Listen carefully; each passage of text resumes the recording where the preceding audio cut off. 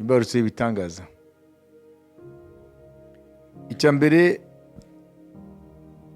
kideclencha miracle z'Imana ni mu gihe umutima w'umuntu wasingiriye ijambo ry'Imana, hanyuma uwo mutima ugahita urishira mu bikorwa, ijambo ry'Imana rigashyirwa mu bikorwa. Ni ngombwa iyo umutima wizeye atari gusa imihango n'imigenzo, ugashyira mu bikorwa, ni ngombwa biradeclencha igitangaza cy'Imana. Amen. Ni icya mbere. Ntabwo ari imbarutso imwe, ni nyinshi. Imbarutso ya mbere ni umutima wasingira ijambo ry'Imana ukarishyira mu bikorwa. Navuze umutima kubera kuko le cœur c'est le siège de l'action. Imirimo iva mu mutima, yaba mibi yaba myiza. Amen. Icyo ni cya mbere, ijambo ry'Imana no kurishyira mu bikorwa. Icya kabiri, icyo umuntu agambiriye mu mutima we cyahesha Imana icyubahiro. Amen. Wagambiriye mu mutima ikimana cyahesha Imana icyubahiro, noneho ukajisa kuri icyo. Niyo twise hariya les actes de foi. Uvuga ngo ni ibintu ugambira ko byahesha Imana icyubahiro. Amen. Hanyuma ukabishyira mu bikorwa. Kubera iki uba uri sure ko Imana iri bukorane nawe? Ni kuko yaravuze ngo ndi Uwiteka n'iryo zina ryanjye, sinzaha icyubahiro cyanjye undi. Bayise. Kubera ko ugambira ibihesha Imana icyubahiro, bikwiye kuba ari ibintu koko bihamanya n'ijambo ry'Imana, ko ntabwo wajya gukora ibintu bitari byo noneho ukabishyira mu bikorwa. Aho rero ntabwo ari Imana yakubwiye gukora ibi, wowe wagambiriye ibyiza byahesha Imana icyubahiro ukashyira mu bikorwa. Imana izakorana nawe kugira ngo yiheshe icyubahiro. Ni ukuvuga ngo rero ibyo twabonye byose kuva mu gitondo biri muri ibyo bintu ko ari bibiri. Ni ukuvuga ngo Imana yavuze ibi bikizerwa bigashyirwa mu bikorwa, Imana irakora ibyo yavuze. Ni rwo ruhare rw'Imana. None Imana ntabwo yavuze, ariko mu mutima wawe nk'umuntu w'Imana wagambiriye ibyiza, ati ibintu n'ibikorwa byahesha Imana icyubahiro, noneho ukabishyira mu bikorwa ibyatuma bihesha Imana icyubahiro. Aho Imana nayo irinjira kugira ngo icyo cyubahiro cyayo kigaragare kandi kigarukire. Ni ukuvuga ngo rero hari ibyo Imana ivuga mu ijambo ryayo, hari ibyo n'ibyo twebwe nk'abamenye Imana tugambira tukabikora, none Imana igahita intervena kugira ngo yiheshe icyubahiro. Bisobanurwa ngo rero ibyo uri bukore bihesha Imana icyubahiro par rapport y'iby'Imana iri bukore bihereye kuri ibyo, uzasanga ibyo wakoze wowe na gatonyanga. Imana yakoze ibintu birenze cyane. Mashimeje ku Mwami Yesu. Mu ijambo rimwe wahaye Imana base yo gukora, urufatiro rwo gukora. Izo mbarutso uko ari ebyiri mazibonye nizo zihagazeho ibindi byo byose. Ni nk'aho ibindi wa munyedini w'umuyuda yabajije Yesu ngo itegeko rikuru ni irihe? Sibyo? Bavuga ngo kunda Imana n'ubwenge bwawe bwose n'umutima wawe wose n'imbaraga zawe zose. Sibyo? Ngo iryo nyo tegeko rya mbere rikuru, ngo n'irindi risa naryo, ukunde mugenzi wawe nk'uko wikunda. Nguko kuri aya babiri niho hashingiye amategeko yose y'Imana n'abahanuzi. Arezuma Ancien Testament yose, isano rya kera mu magambo abiri: kunda Imana n'umutima wawe wose n'imbaraga zawe zose n'ubwenge bwawe bwose, ukunde namugenza no kuwikunda ngo kuko kuri ayo mategeko abiri ngo niho hashimikiye byo amagambo yose yo mu mategeko y'Imana n'amagambo y'abahanuzi. Ancien Testament yose, ibitabo byose, ku muntu ukunda Imana n'umutima wose n'ubwenge bwe bose n'imbaraga zose, sibyo, n'ibitekerezo bye byose, hanyuma agakunda mugenzi we ko yikunda, aruta umuntu azi isano rya kera mu mutwe ariko ntabishyire mu bikorwa. Nanjye rero natanze imbarutso ebyiri zihagazeho ibindi byo byose. Birumvikanye? Nushaka rero kuko imbarutso itangaza by'Imana n'ibyo bibiri, hanyuma uzabona Imana ikora. Amen. Reka rero dusoze kuri iki cya nyuma. Imbarutso mwazibonye? Iya mbere ireba Imana, iya kabiri ireba wowe. Iya mbere ni initiative y'Imana kuko niyo yatanze ijambo ryo kwizerwa, kwiye kwizera. Iya kabiri ni initiative yawe wowe umuntu w'Imana. Nibyo. Amen.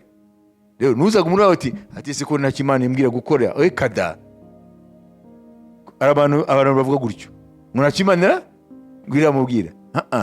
Imana yaravuze ubushake bwayo mu ijambo ryayo, ariko nawe Imana yaguhaye umudendezo wo kugambirira ibyayihesha icubahiro, ukabishyira mu bikorwa. Uba wemvise Imana kwinjira muri ibyo wowe winisiye, initiative zawe Imana ikazinjiramo. Yajya gukora ugasanga ibyo wakoze wowe nka initiative yo gushimana icubahiro n'ibyavuyemo ibyawe, Apolo yawe, ibyawe na gato nyanga, ni uzamenya ngo Imana ibirimo. Imana ishimwe. Hanyuma point ya nyuma rero ni amen, Imana niyo conclusion, sibyo, niyo ndunduro. Mu Gifaransa avuga ngo cessons d'être les commandeurs de Dieu et Dieu l'exécutant. Tureke kuba commandeur n'ukomanda nyine, tureke kuba abakomanda ngo Imana ike-executa. Tureke guha Imana amategeko nayo ngo ikore. Iyo niyo erreur dufite rero. Nous sommes les commandeurs, turakomanda Imana et Dieu l'exécutant. Uko niko benshi babizi. Ubu rero tumaze kureba kuva mu gitondo ibyo twasanze ko atari byo. Nous ne sommes pas les commandeurs et Dieu n'est pas l'exécutant. Ahubwo twebwe nayo turakorana. Ese amagambo wayumvise? Yamaze kubyandika neza, abakristo benshi bifata nk'abakomandeur. Ese gukomanda ni muyumva? Komande. Mana, genda Karangazi. Dore biki. Dore ne. Genda ne muri Bamako muri Mali. Ibi nibi. Ugire no mu Gasyata. Hari ibibazo bikomeye cyane. Bari abantu bave mu mwijima. Ariko nta rimwe urafata initiative ngo uje kubabwiriza. Kandi mu Gasyata ushobora no kugenda n'amaguru. Wowe uhindutse ko commandeur, Imana ihindutse exécutant. Ibi rero tubivuye uyu munsi. Imana yabwe icyubahiro. Amen. Qui commande qui exécute quoi? Dore iryo jambo riri mu Bakorinto ba 2:6 aho nishaka kurangiriza. Kuva none ntabwo uri commandeur wowe, Imana ntabwo iri exécutant, ahubwo murakorana. Tumere vuba. Kandi ubwo dukorana nayo turabinginga kugira ngo muderwe ubuntu bw'Imana gupfa ubusa. Amen. Kandi tuyikomanda bavuze iki? Kandi ubwo dukorana nayo turabinginga kugira ngo muderwe ubuntu bw'Imana gupfa ubusa. Amen. Ubuntu bw'Imana bwaduhesheje gukorana nayo, ntabwo bwaduhesheje kuyikomanda, kwitegeka ibyo yikwiye gukora. Iri niko rivuga ngo ko dukorana nayo, ntabwo bavuze ngo ko muyikorera. Ko dukorana nayo nimureke ubuntu bw'Imana bupfa ubusa, kuko ubuntu bw'Imana bwaduhesheje gukorana nayo, ko mu bisanzwe ntabwo twakoranye nayo, kuko Imana irihagije ko dukorana nayo, ngo ntitureke ubuntu bw'Imana twagiriwe muri Kristo ngo bupfe ubusa. Uyu munsi rero umenye ngo gahunda y'Imana muri Kristo ni uko ukorana nayo, ntabwo ari uko wowe usenga yo igakora gusa. Mukorana nayo, kuko no gusenga nawe ubirebye batubwira ngo dusengere mu mwuka. No gusenga dusengana nayo. Twe twahinduye amasengesho command, turakomanda Imana ibyo ikwiye gukora. Ariko nubitegeza neza, abanyamwuka bukuri, sibyo, bakwiye gusengana n'umwuka wera, kandi umwuka wera ni Imana. Rero duhindure uko twibazaga amasengesho, haleluya, duhindure uko twakoreraga Imana cyangwa twatekerezaga Imana. Nous ne sommes pas des commandeurs. Twebwe ntabwo twahamagara gukomanda Imana ngo ikore, ngo hanyuma yexecute. Ntabwo ari byo, kubera yuko hano Abakorinto wa kabiri ibice 6:1 birabihakana ngo dukorana nayo. Nujya gusenga, sengana nayo, haleluya. Nujya gukora umurimo wo kwizera, korana nayo. Ntabwo rero wowe uri ukomanda ngo nayo igakora, kandi nayo ntabwo yakubwiye ngo wowe ubere ko ngukomanda gusa, ahubwo ubuntu bwanjye bwakugize umufatanyabikorwa.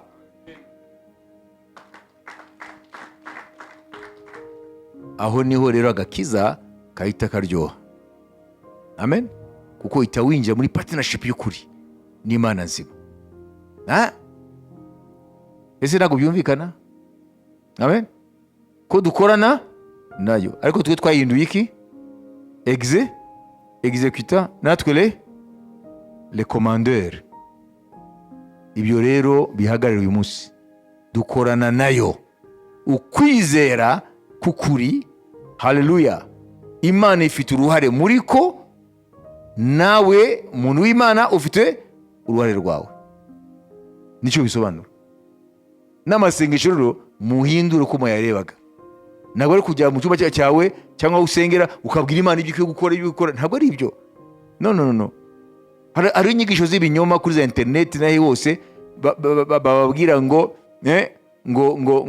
ubutumwa bwiza ngo buduha ngo butware ngo gukomanda ngo Imana igakora tugakomanda abamarayika n'ibyo byose. No. Dieu n'est pas un distributeur automatique de bénédiction. Ntabwo Imana ukanda buto ikaguha kofi. Iyo mashini murayibona, ugashiramo igiceri ugahita uvuga kofi ti iki, ugakanda buto hanyuma icyayi kikaza.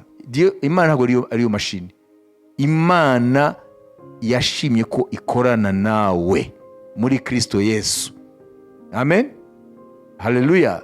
Ni ubuntu bukomeye. Imana yishoboza byose igahitamo yuko ukorana nayo. Imana ikadepanda kuri uwo mwana w'umuntu, kandi ari Imana ishobora byose. Ubwo nibwo buntu yagiriye bene Adamu muri Kristo Yesu. Nusenga usengane nayo. Amen.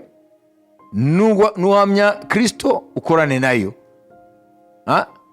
Nujya gukora imirimo yo kwizera yesha Imana icyubahiro ukorane nayo. Umenye ngo kwizera ni gukorana nayo. Ntabwo ariyo ikora ngiye nkaguma nsenga gusa. Icyo gihe tuyihindura iki? Executant. Twe tukaba abakomandeur, abatanga order. Yo executant. Ukicara ku meza muri coffee shop ugakomanda ikawa, wowe wicariyeho. Imana ubihinduye bariya utuma kuzana coffee hariya bakora muri la restaurant. Wowe uhinduka boss, Imana igahinduka umugaragu wawe. Ntabwo ari byo. Imana ni partner, Imana ni umufatanyabikorwa. Imana yahabwa icyubahiro. None turangize kuri iki kibazo.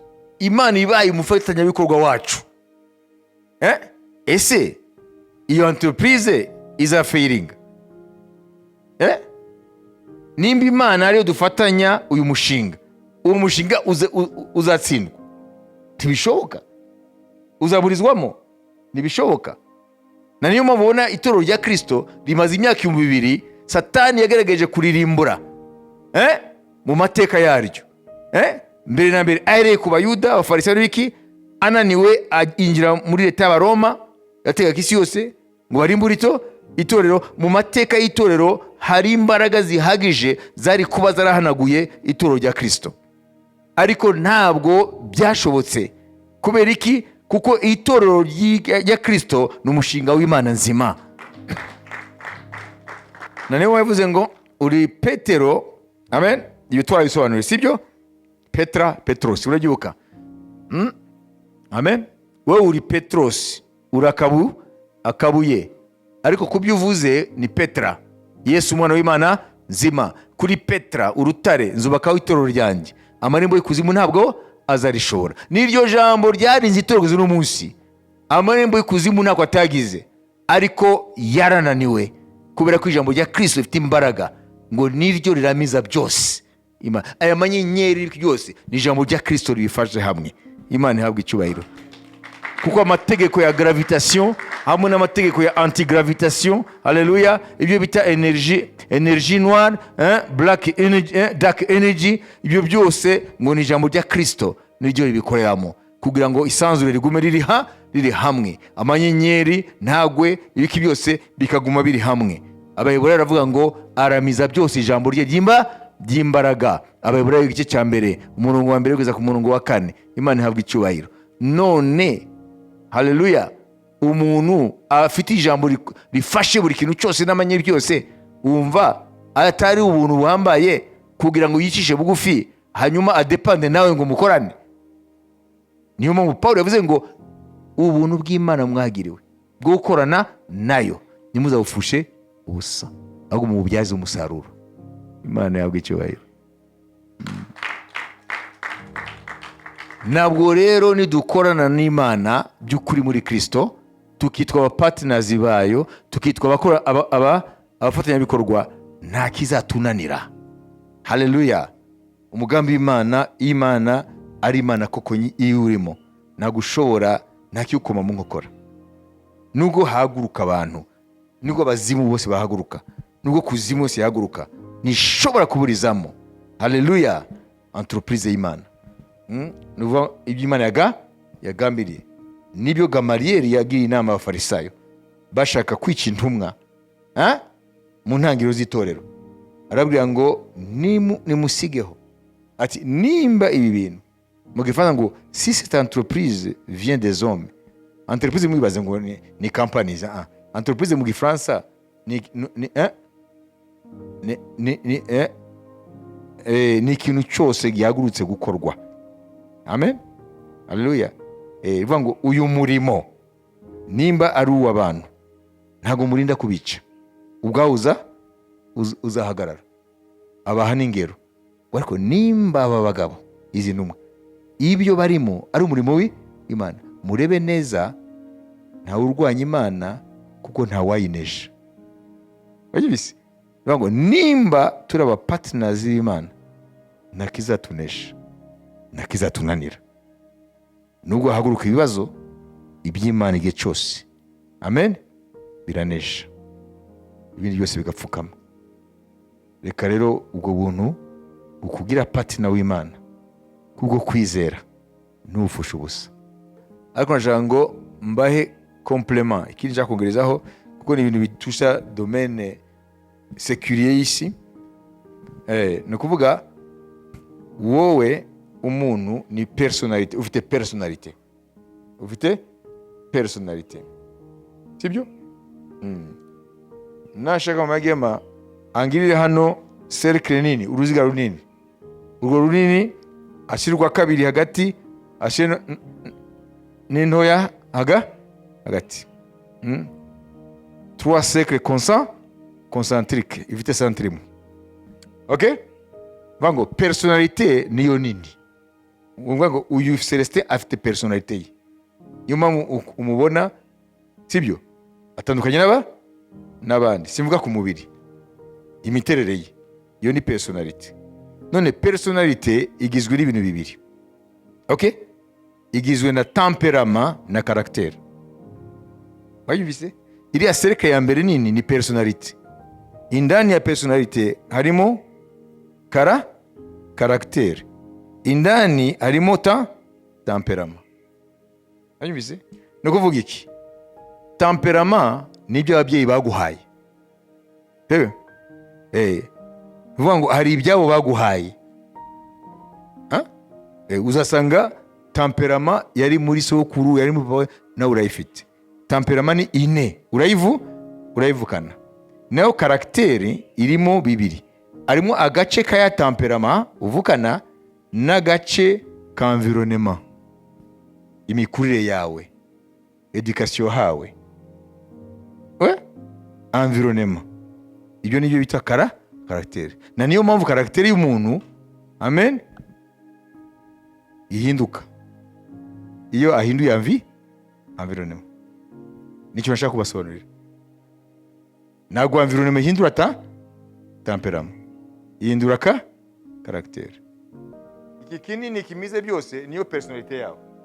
Hanyuma hano ni caractère, hanyuma hano ni temperament. Rero ukiye kubimenya rero mu gusenga. Amen.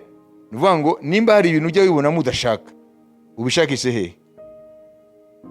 Shakishe muri temperament iri mu majene yawe, kubo kumokaho, cyangwa caractère yawe ikaba irimo n'igice cya temperament n'igice cya environnement yawe. Gute? Kugendana n'ababi kubera iki? Iyo ni environnement. Nugendana n'ababi, caractère yawe izaba mbi, kuko izaba igizwe na bari abantu bakwanduza ingeso mbi. Nugendana n'abeza, bazakwanduza kuba mwiza.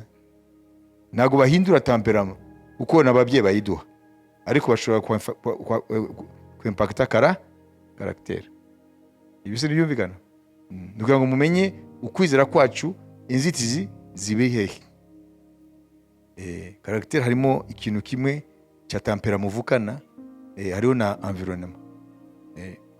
Tuvuge ushobora kuba waravukanye iki niki, hanyuma environnement nayo ikongeza imbaraga zaryo. Iyo twakiriye Yesu rero, murazi ahera, Yesu ntabwo ahera hano. Yesu ahera kubyo ari amajene yawe ari. Ahera muri temperament agakora ya miracle. Amen. Hanyuma bikimpacta caractère. Hanyuma akagusaba yuko uva mu bantu babi, noneho ukaba mubera bakwanduze ukwera. Hanyuma abantu bo hanze ntibabona temperament, ntibabona caractère, babona personalite. Hanyuma personalite yawe igahinduka. Hanyuma ukaza bavuga ati murabizi nakiri wa wundi.